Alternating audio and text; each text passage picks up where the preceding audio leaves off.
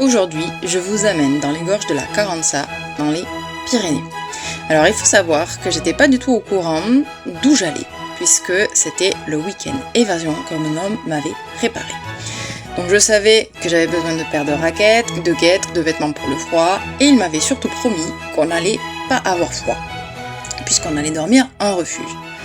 Le parcours est vraiment ludique puisqu'il y a des ponts de singes, des échelles, des passerelles. Mais il faut savoir que nous on est en hiver, on est en février-mars, donc il commence à y avoir de la neige petit à petit. Pour l'instant on marche avec nos chaussures, puis très vite la neige apparaît, donc on commence à mettre nos guêtres. Et puis la neige devient trop épaisse, donc on met nos raquettes. Et à partir de là, ça se complique. Parce que le chemin, déjà on le voit pas vraiment, donc on le perd, on le retrouve. Et en fait on a un gros sac à dos et ce sac à dos il se bloque dans les branches. Donc en fait entre le fait de marcher en raquette et tout ça, vite on se fatigue. Tellement que Nils refuse de monter. Il reste encore 300 mètres et en fait on est épuisé. Et moi je refuse de redescendre parce qu'il y a le passage creusé dans la roche qui est extrêmement dangereux, qu'on fera dans la nuit parce qu'il est quand même presque 18h et donc je refuse de descendre, il refuse de monter. Donc on trouve une solution, on trouve un abri et on se résout à passer la nuit un peu dehors sous une roche et en fait on va creuser notre petit nid. Ça va être le feu et ça va être notre abri pour la nuit. Et ça, notre petit lit douillet. Je suis en train de faire une protection contre le froid. Donc heureusement, on a notre pelle avec notre petit DVA et je commence à creuser une espèce de barricade pour nous protéger du froid. Et aussi, j'installe ces feuilles mortes pour un petit peu nous protéger du froid qui vient du sol. Donc la nuit commence à tomber, il fait plutôt doux. Et voilà, on installe notre matelas et on se prépare à dîner ici. On va manger une fondue avec du vin comme c'était prévu. Voilà, on a essayé de faire du feu, mais en fait le bois était trop humide. Et par contre, on a vraiment réussi à manger la fondue, donc on était contents et ça nous a bien réchauffé. Qu'est-ce que tu nous fais? Black white pink, café, pain, chocolat chaud. Bon voilà, on n'est pas mort. On n'a pas hyper bien dormi, mais on a quand même réussi un petit peu à dormir. Et le soleil commence à se lever. On va pouvoir repartir. Évidemment, on n'a pas extrêmement bien dormi, mais ce qui était surprenant, c'était le silence de la nuit. En fait, on était tellement haut dans la montagne qu'il n'y avait même pas les bruits des animaux. Et ça, c'était vraiment impressionnant. Après, on n'a pas du tout eu froid parce qu'on était vraiment bien équipés avec de bons duvets, de bons manteaux, un bon pyjama pilou-pilou. Donc c'est vrai qu'on n'a pas du tout eu froid. Au contraire, on a eu même très chaud. Il a un peu neigé pendant la neige et il y avait des trous dans la roche, donc il nous neigeait un petit peu dessus. Mais très sincèrement, on a passé relativement une bonne nuit. On s'est réveillé et puis après, on est reparti. Et puis une fois en fait, ça descend, donc c'est beaucoup plus simple. Et puis on a quand même, on a bu le vin, on a la fondue en moins, on a de l'eau en moins. Et du coup, voilà, on arrive très vite à la fin et on va pouvoir parcourir la partie qui est creusée dans la roche, qui est vraiment magnifique. En tout cas, cette randonnée, elle est quand même difficile en hiver. En été, c'est beaucoup plus simple, bien sûr, mais en hiver, il faudrait la préparer un petit peu plus que ce que nous on avait fait. Bon, moi je n'étais pas au courant de là où j'allais, donc je ne pouvais absolument rien préparer. Mais voilà, c'est vraiment quelque chose, je trouve, de magnifique. Et en hiver, c'est une véritable aventure. Donc voilà, là on commence à se diriger vers la roche qui est creusée. Il y a encore de la neige qui fond, parce qu'on était quand même dans une période assez douce.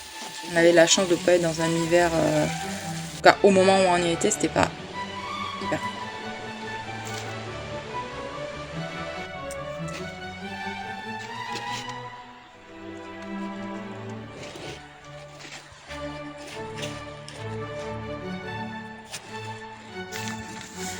Donc voilà, là on attaque la partie qui est creusée par la roche et vous comprendrez pourquoi je n'avais pas envie de retourner. On serait arrivé à peu près, je pense, à 2h du matin ou à 1h du matin au parking, donc il aurait fait nuit. Ici, ben, il y a quoi, 100 mètres, 200 mètres de falaise. Je suis pas très bonne avec les chiffres, mais voilà, il y a du vide, il y a du gaz. Donc j'avais pas du tout envie de faire ça pendant la nuit et en dernier, donc c'est-à-dire qu'on aurait marché 6h aller, 6h retour. C'était pas, pour moi, c'était pas safe. Donc des fois, il vaut mieux dormir sous un abri ou même à la belle étoile. C'est plus sécure que de retourner. Voilà, si on est trop fatigué, ben, en fait, il vaut mieux dormir à la belle étoile ou abriter, se construire un petit abri de fortune plutôt que de risquer de tomber, hein, tout simplement, et de se faire mal. En tout cas, c'est vraiment magnifique et puis j'imagine même pas le travail que ça a été de creuser cette roche.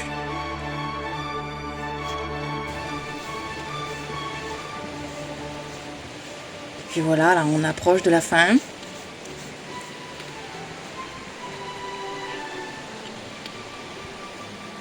tout cas, en été, ça doit être très très beau de la faire, mais il vaut mieux avoir de bonnes chaussures de randonnée et je pense qu'on peut dormir au refuge de la Carranza. En tout cas, c'est là qu'on avait prévu de dormir, mais on n'y est pas arrivé. Voilà, c'est pas grave, hein, ce sera pour une prochaine fois.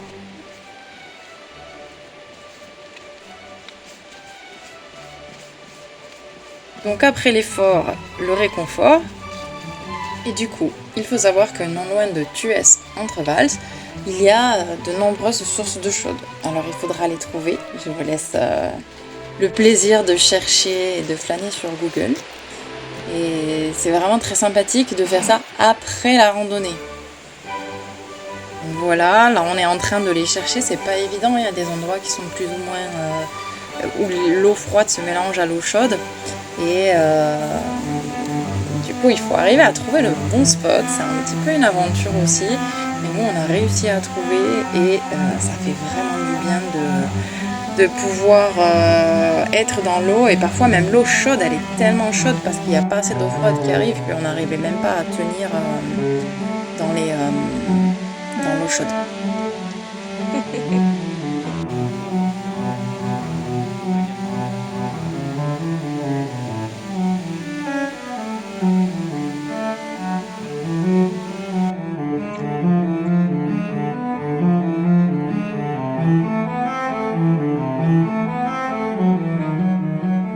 Ce week-end évasion, il était, disons, c'est pas tout à fait ce que j'imaginais. J'imaginais plutôt quelque chose de plus détente, mais on a vécu plein d'aventures et c'est vrai que c'était une vraie évasion. Et puis du coup, on est rentré vers chez nous et les aventures ont quand même continué, même si sur le passage, on a pu quand même observer les montagnes enneigées. C'est vrai que c'était vraiment très très beau. On a pu assister à de très beaux couchers de soleil.